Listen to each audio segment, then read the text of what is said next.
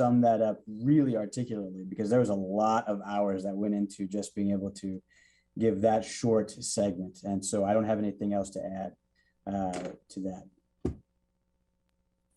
Yeah, I want to echo what Judge Gill just said. Sarah did a lot of heavy lifting on this, and it was a lot of work. And I think we'll probably end up speaking more about my piece, but I think the thing that came through a lot for me in the ad hoc meetings was that education and outreach around our system as it currently is and why it is how it is could be really helpful going forward. So that's sort of where we grounded that. So I'm gonna try to speak as little as possible because my voice sounds real bad, at least to me. So thanks, everybody. Your voice sounds fine.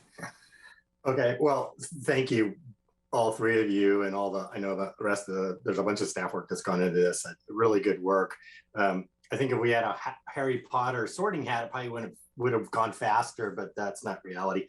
This is a very challenging task to have done. So I sat in on almost all of the deliberations of the ad hoc committee on police policy, and the range of recommendation goes from simple to exceedingly complex, and the amount of thought, homework, and discussion also ranged from a little to some. Unfortunately, there were so many recommendations that the process didn't allow for the type of what I think in-depth conversation, discussion, and analysis that many of these proposals need in order to make a decision about them. The simplified matrix kind of actually hides the complexity of a lot of this, but I appreciate it because it allows us to talk about it in a reasonable way. So I like what happened with the sorting. I approve of that. And the work done so far. I want to celebrate the things that we've already done so far.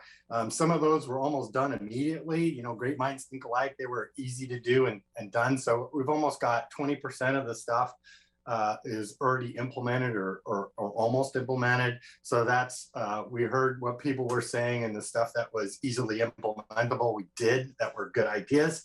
And then there's a whole slew of ones that are under review and need more analysis. And that isn't easy because these are complicated and we have limited resources and they need more work. And then finally, there's the last items that need council direction. And I think the two motions move us in the right direction towards moving those along as well. So these just are not simple things. It's not a simple matter of just saying yes to everything. They need a lot more analysis, background discussion, and by the council in order to move them either forward or not. And I don't imagine that all of them will move forward. I hats off to the group for the hard work that they did and the many hours they put in pulling this together. I think you did a good job. Thank you. Thank you, Claire, and then Randy.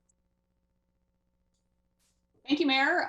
Yeah, thank you, City Manager, Judge Gill, our police auditor, and all the staff that worked with you to do this important work. And thanks to the sounding board as well.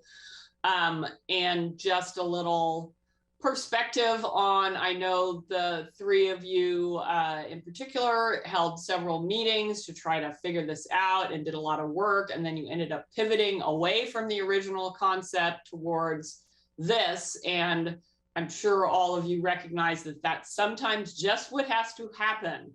And that was not a waste of your time, that you had to go through that initial kind of work first and didn't end up using it. So I know sometimes that can be very frustrating. So I think what you've produced for us in terms of a layout that's accessible and responsive is very, very good. I really appreciate all the links in there so that folks who have a keen interest in this out in the community can easily look at it and track for themselves how what we're doing connects with other things, and whether that's state policy or our internal policy or whatever it is. So I absolutely agree, with what the city manager said, that this will be a document that is updated because there are moving parts. There are things moving that we are not involved in at the state legislature, even at the federal level. And so as those things happen, we'll want to be able to capture that. I definitely support the two motions that the city manager has recommended for us today to move us forward in the work.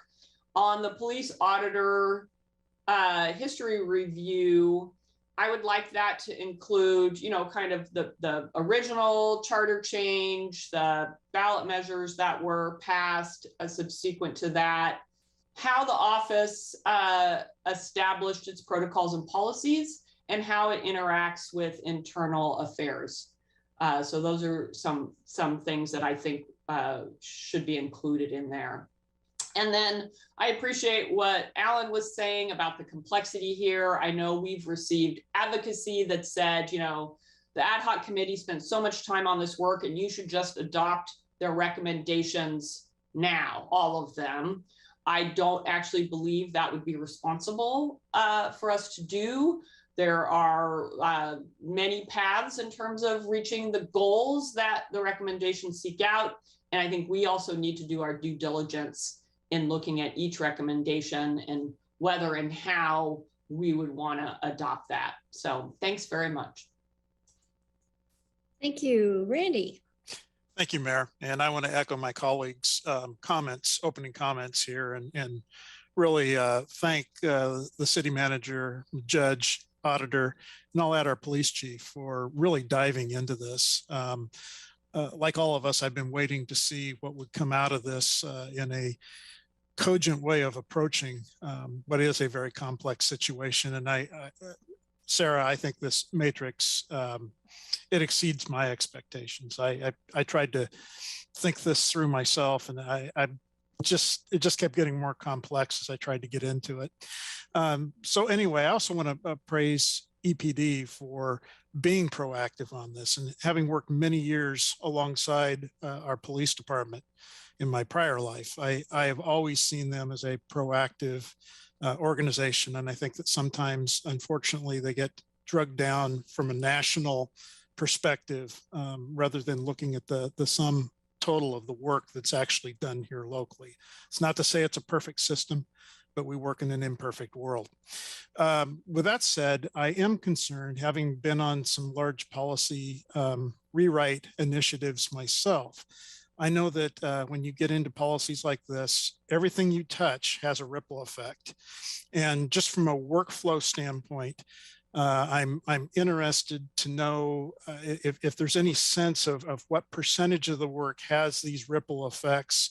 And I guess what I'm trying to do is temper public expectation as well as this council's expectation about how far, how fast we can move. You know, it's my predecessor used to say, do you want it quick? Do you want it cheap? Or do you want it right?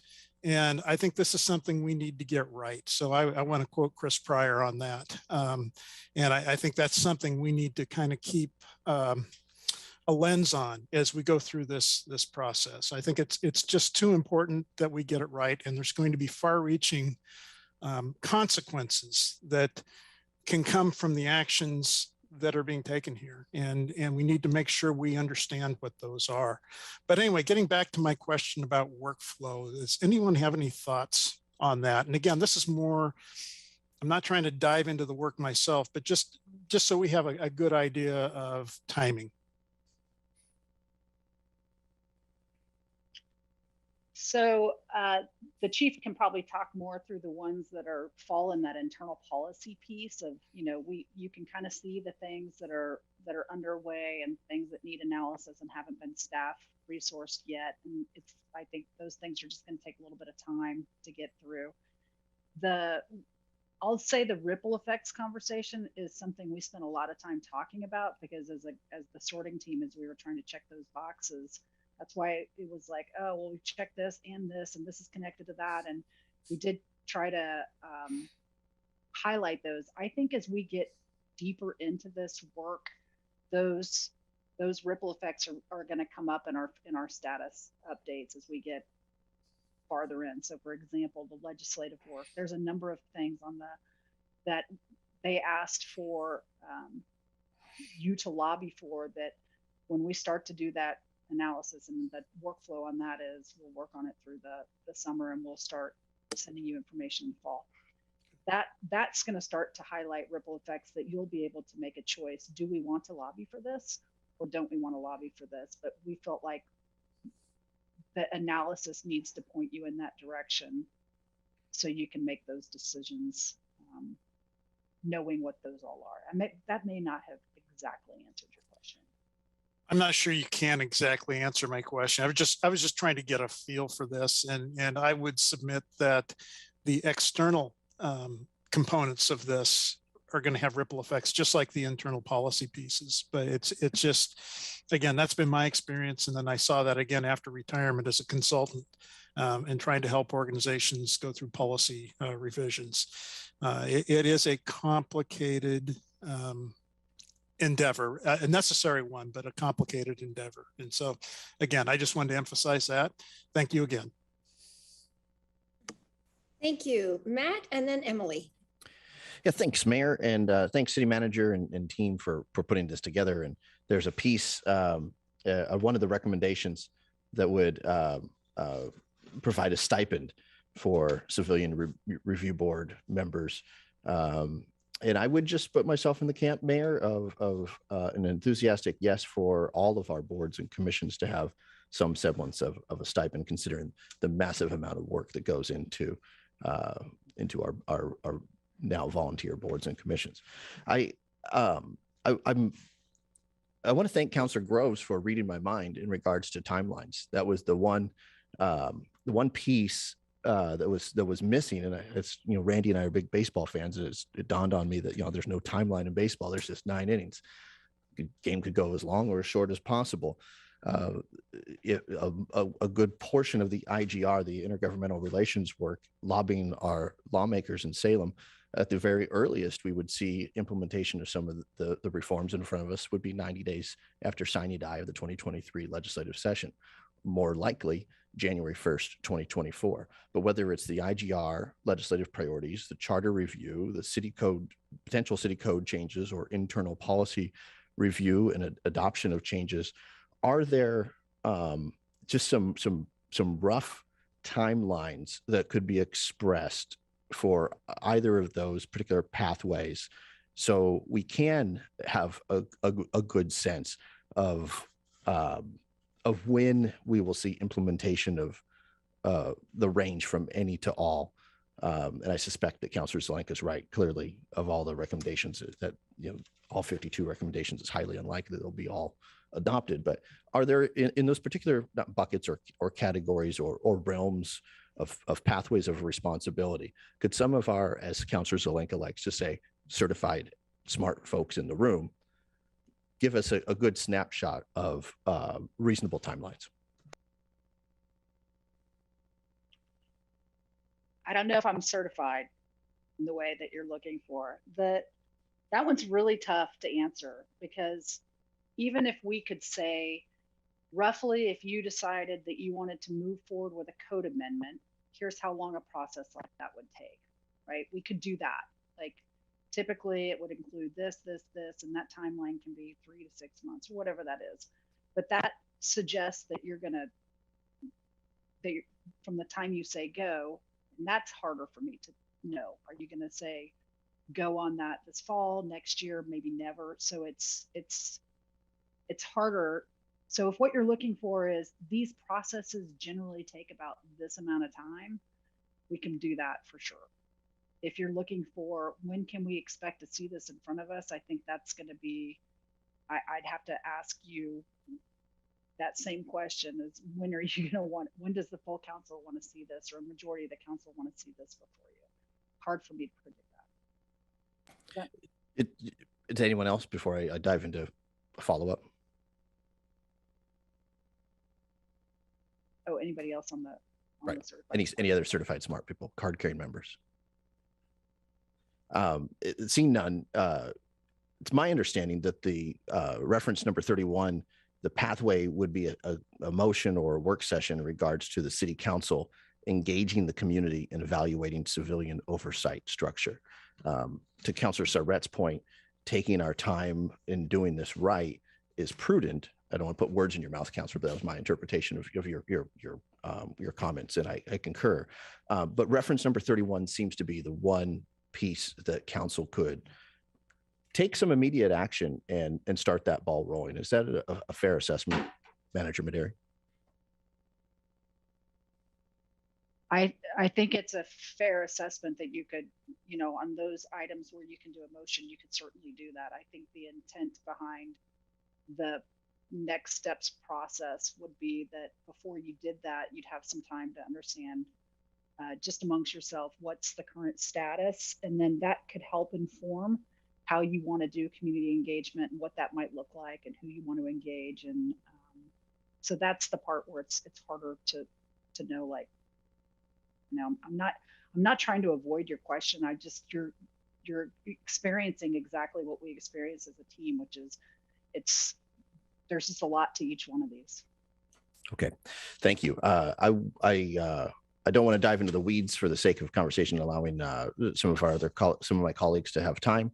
I just want to conclude my thoughts with sincere appreciation for the ad hoc committee on police policy update members. Thanks. And Councilor Keating and Council, I'm going to jump in just really quickly, although I'm sure city manager is holding her breath. It's like, I don't know what he's going to say now. But I think those two questions, Councilor Keating, were very appropriate to put together in terms of asking for that rough timeline. And then going to reference number 31, because when I think the police auditor educates all of us on the history of the review board and how these things came about, that education piece is going to be probably the real big beginning of a lot of the substantial work going forward. And it's going to be an example of that education piece for everybody on everything that's going to take deliberation and time to learn about. So, in Councilor Pryor's quote there, I think the council will probably, and the subgroups or however this ends up dividing itself, is going to be hearing from other folks who are really knowledgeable in these fields. So those ripple effects that you were talking about can be readily identified. I know for a fact that there isn't any way that I would be able to identify, a small fraction of what those ripple effects might be from the adoption of any of these recommendations as they are. But I would definitely want to hear from those people that have either direct knowledge of what it might be, have expert knowledge on what it might be. And that process just takes a lot of time. And so that number 31 is going to be that kickoff point for that education piece to really begin. And I think it's going to be when everybody has the information that they need to be able to deliberate and make a sound decision moving forward, will be when that is, and try to go as efficiently as possible. But putting a time estimate on that is really hard to do, because we need to first identify who those experts are, who it is that we need to hear from, how many perspectives are going to be part of those learning processes and all that put together. So I just wanted to throw that out there just in terms of the asking or the looking for potential timeline, because I think it's sort of an evolution itself to determine what those timelines might be. Thanks, Judge. Thank you, Emily, and then Jennifer. I love charts, and I really like this one. You did a great job filling in and changing the squares to a more usable format. And I really appreciate the work it must have taken to go from our initial list from the ad hoc committee, whom I appreciate very much. This was a tremendous amount of time taking work. So what I can really see though from this is that it's going to be a lot more time taking work. This is complicated. Some of the things I'm great with, a few of them I have some troubles with, but mostly what it shows us is we've made some starts. The things that we could do right away, we've done. I appreciate that. But wow, there were 14 that needed more analysis, and I didn't count up all the ones that need a charter change. So these aren't easy, quick things if you say, I really like it, let's just do it. So I think that's eye-opening. Not that I thought the original list would be easy or fast, but we do need to do this right. This is a subject that we can't do quickly or cheaply. We have to do it right. So we need to be prepared for that to take some time. and to keep coming back to it and to watch it evolve and to keep getting input from the entire community. So this is the opening gate of a very long journey, I think, but it will be fascinating, and it will have some really beneficial effects for all of us, but some parts of our community in particular, which it's really time for us to do that. So good job, and everybody get lots of sleep. Thanks. Thank you, Jennifer, and then Mike. Thanks, Mayor. So this might be a question for Kevin, and I saw he was here today. I'm wondering if we have any definite plans at this point for checking back in with our ad hoc committee. We made some commitments to continue keeping them in the loop, and I think the best engagement always checks back with people once to make sure that you got their feedback right. So maybe Kevin, you can talk a little bit about that. Sure. Thank you, Counselor. At this point, we don't have anything on the calendar. So we have been in kind of informal communication with some of the members of the ad hoc committee, but nothing structured or, on the calendar. I'll just add to that, not yet, because the motion that you passed in the fall, our last set of motions said we would meet with them again in May. So we'll be meeting with them in May. Oh, okay, great.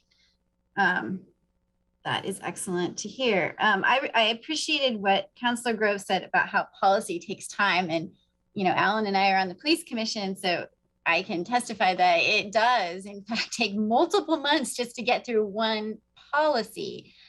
I think we've already talked about this, but I'm very glad to report the Police Commission anticipated that we might be asking them to take on some additional policies. And so they've tried to leave space in their work plan to be able to add stuff in, which I think is great. Although there's quite a few that I noticed were to go to the Police Commission. So getting them done this year may be difficult. They take quite a bit of time. So I just wanted to acknowledge that, and that it takes a lot of work for folks to make it through these policies.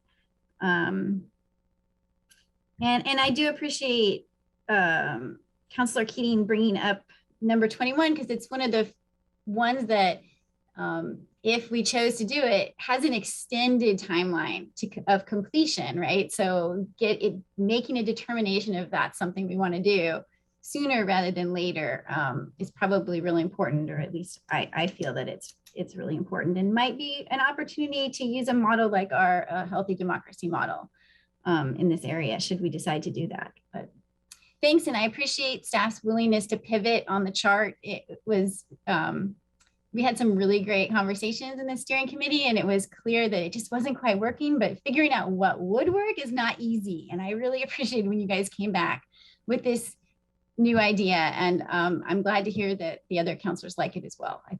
It's very, very easy to understand, and I appreciate it. Okay, Mike, and then we have a few second rounds.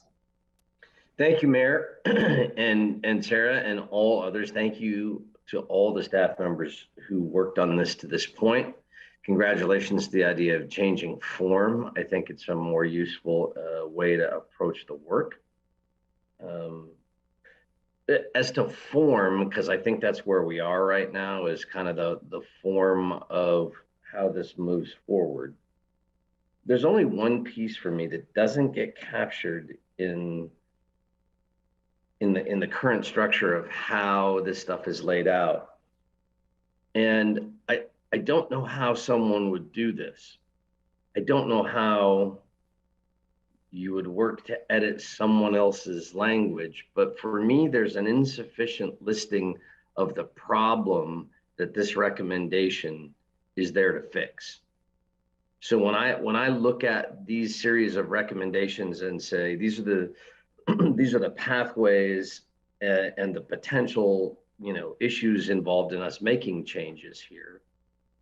For me, I'd like to see with each of those some manner of representation of the committee's work and discussion that says, this is a problem for us, and so we think the solution is to, and then these are the steps one would need to take in order to do that. Does that make sense, Sarah? Yeah, I totally does. In fact, when we were talking about, when we're talking about the next steps around either analysis for legislative work or anything that we bring forward to you, we've talked about how we need to revisit that and restate the problem that we're trying to fix, and all the different things that connect with that. So one of the issues with the recommendations, and I think it'll be a lot of text to have in a chart like that. Right. Not all of the recommendations followed that format of here's the problem we're trying to fix. So it's a little bit inconsistent across the group. But I think linking to that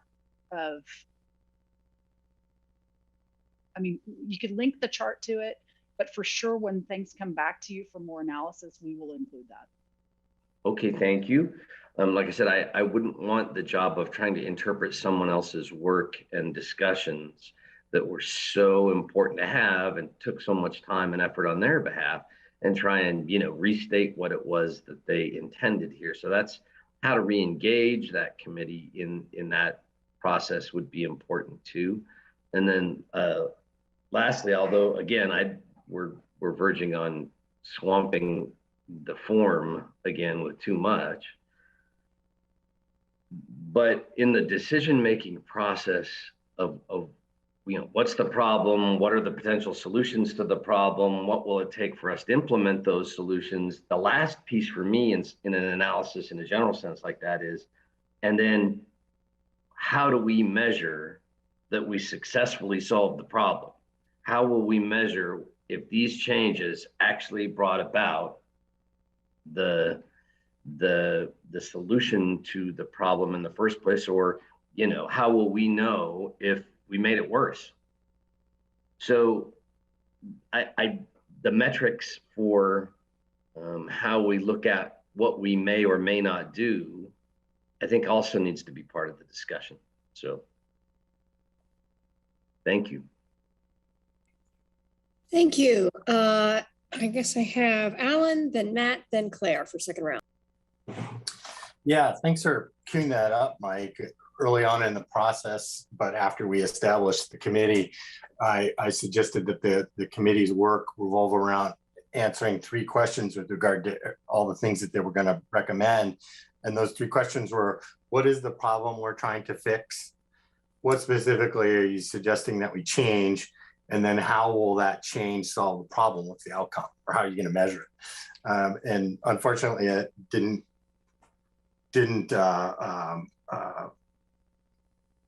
get as widely used as I would like to have had it occur on a lot of these recommendations in the deliberations of the committee. But I think when having those questions answered as we move forward are going to be really critical. So hopefully that can be part of the context of how we move forward on each of these.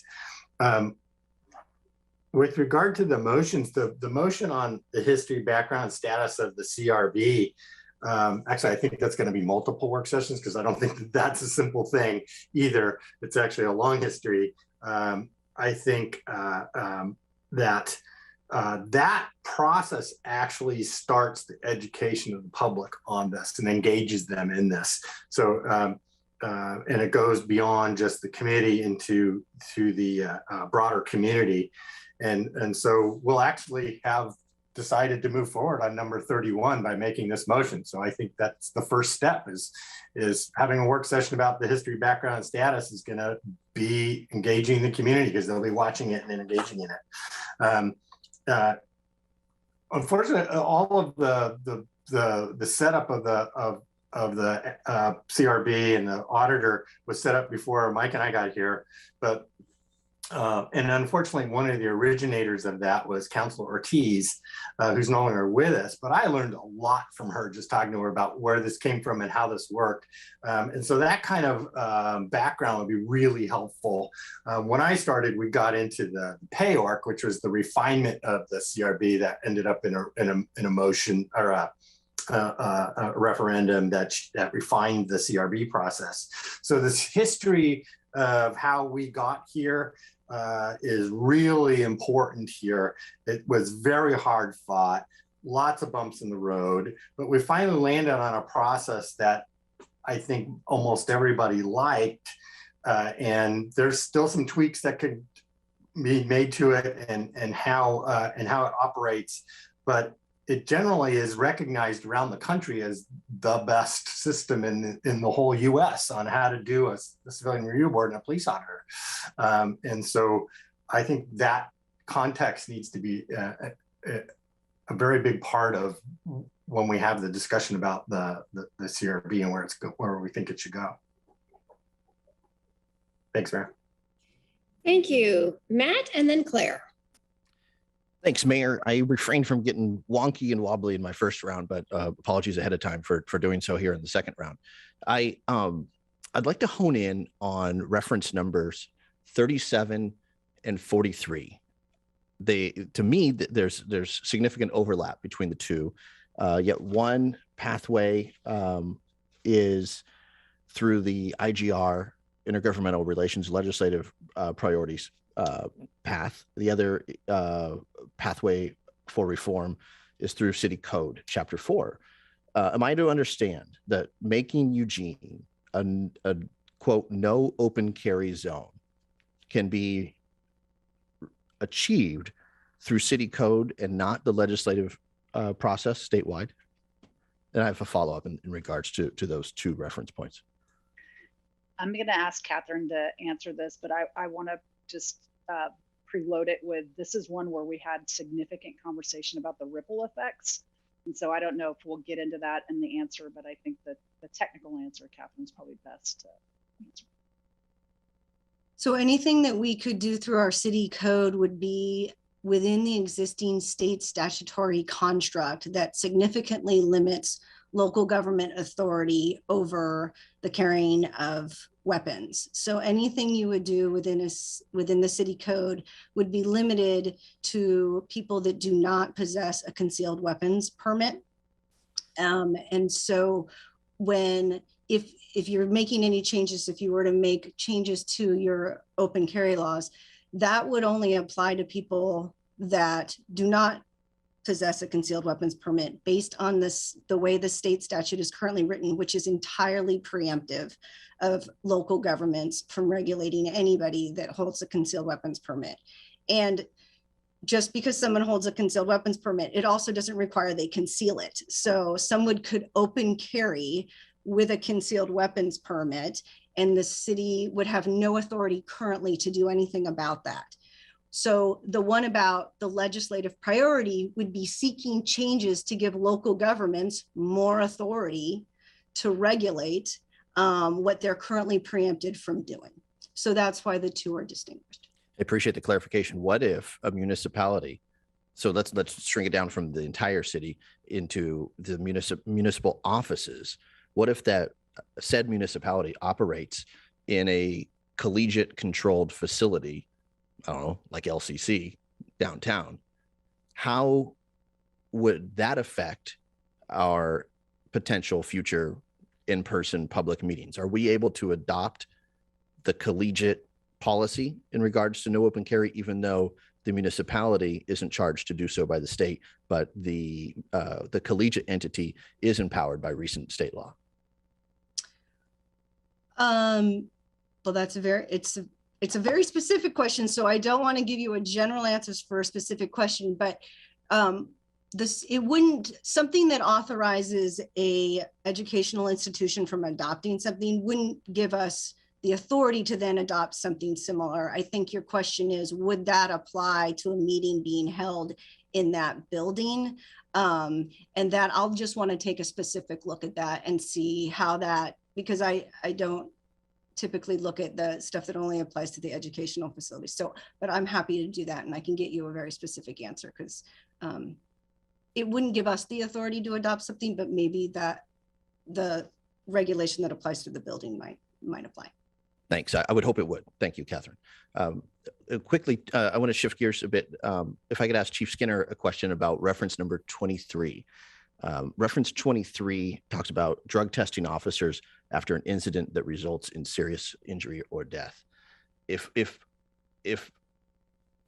Chief, if you could just talk about the reasonable suspicion when an officer is involved in such an incident.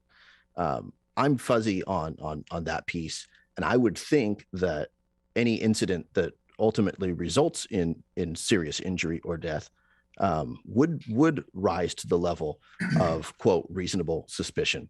Again, I apologize for getting into the weeds, but it seems like an important piece, and I would hope a slam dunk in regards to the internal policy path. But could you talk about where we're at with that piece and what work has been done leading up to this point?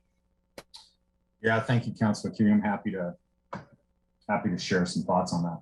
So the concept of reasonable suspicion as it pertains to this particular recommendation is that if there is reasonable suspicion to believe an officer is under the influence of any kind of intoxicant, we have the ability to mandatory test that officer for those intoxicants under any circumstance right now. That's the way it exists right now. Whether this is somebody walking in the back door with an odor of alcohol in their breath, all the way to our most serious type of critical incident like serious injury or death. If there's something to suggest that an officer is under that influence, we have the ability to test right now. I think the intent or the spirit of what this recommendation was to force mandatory testing on any officer who is involved in a critical incident that resulted in serious physical injury or death, regardless of whether we believe that officer had consumed those intoxicants. And I think what's important to note is that we have that standard right now under reasonable suspicion. And as you can imagine, this is a significant bargaining issue with our labor group on mandatory, and in some cases, randomized drug testing. Many of our critical incidents involve a multitude of individuals that were involved there. And so we would have to do some analysis around what this looks like in bargaining, what this looks like to narrow the field of who would be subject to this mandatory drug testing in this particular case. So I think at this point, that's why I think more analysis is needed.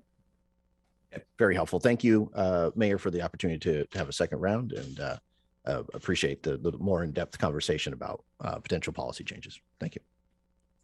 Okay, Claire and then Mike.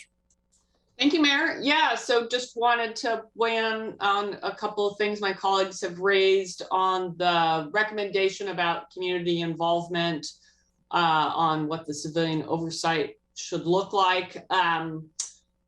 If we did, in fact, select some of the recommendations around the civilian oversight infrastructure that need to be done through a charter amendment, that would seem an obvious time to deliberately have citizen engagement. You know, if we're shaping up something that would be going to the ballot. And I like Councilor's Yea's suggestion of, you know, maybe modeling after our healthy democracy work. And then I really appreciate the things that Mike brought up. I had struggled with some of the recommendations, and in fact, including the one that Councilor Keating just mentioned about drug testing.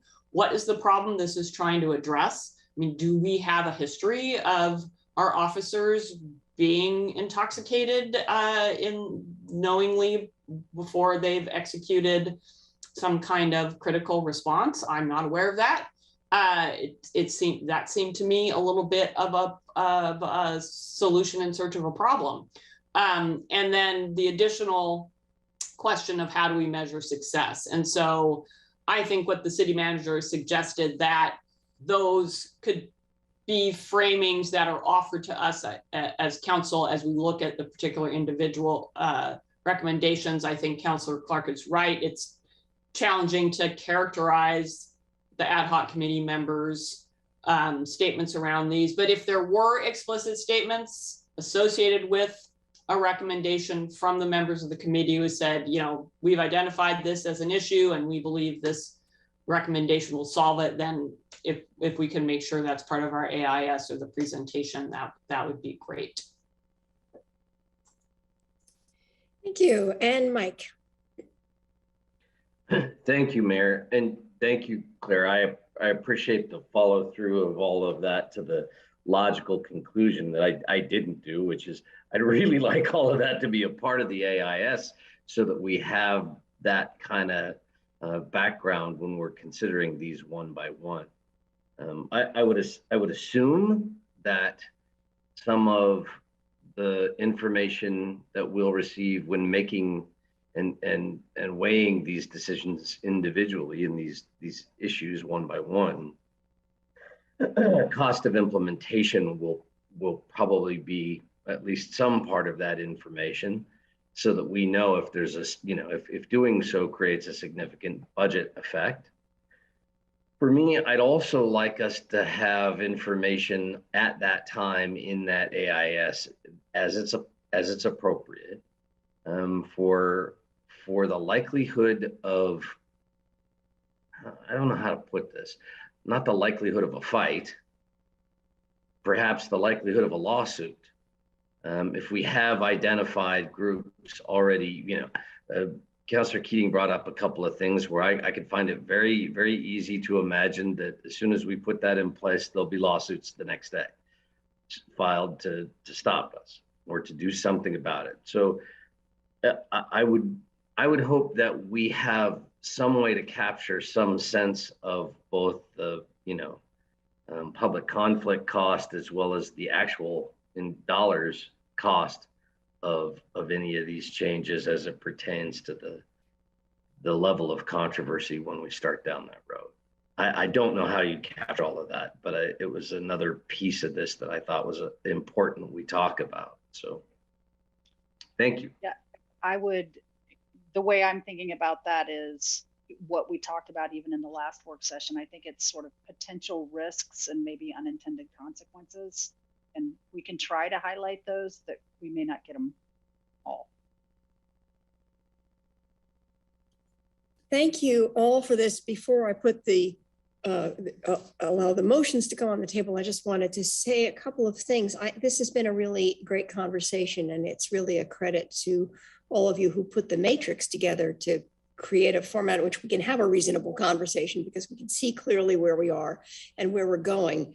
And a kind of reminder that one of the good decisions that you made in constructing the matrix was recognizing it doesn't have to contain everything. It has to contain enough, and it has to contain enough links that people can reasonably follow it. And the one thing that,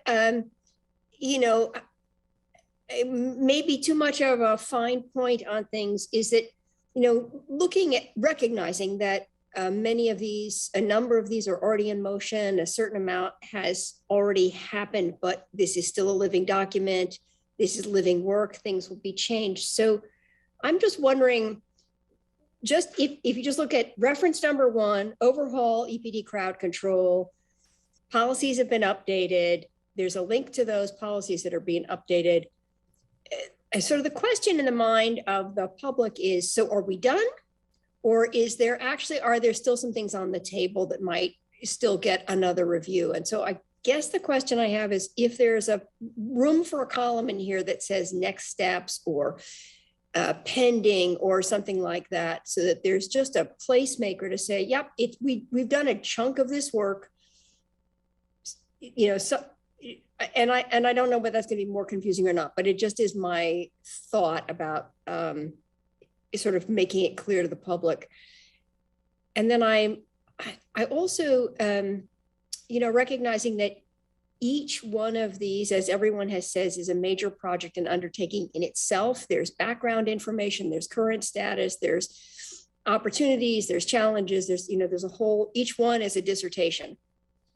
And so I'm just wondering, as we go forward, if you will think about a kind of a standard format for that information, that as you move forward on each of these recommendations. So there's a link to it on the website, and it's in a sort of a predictable form.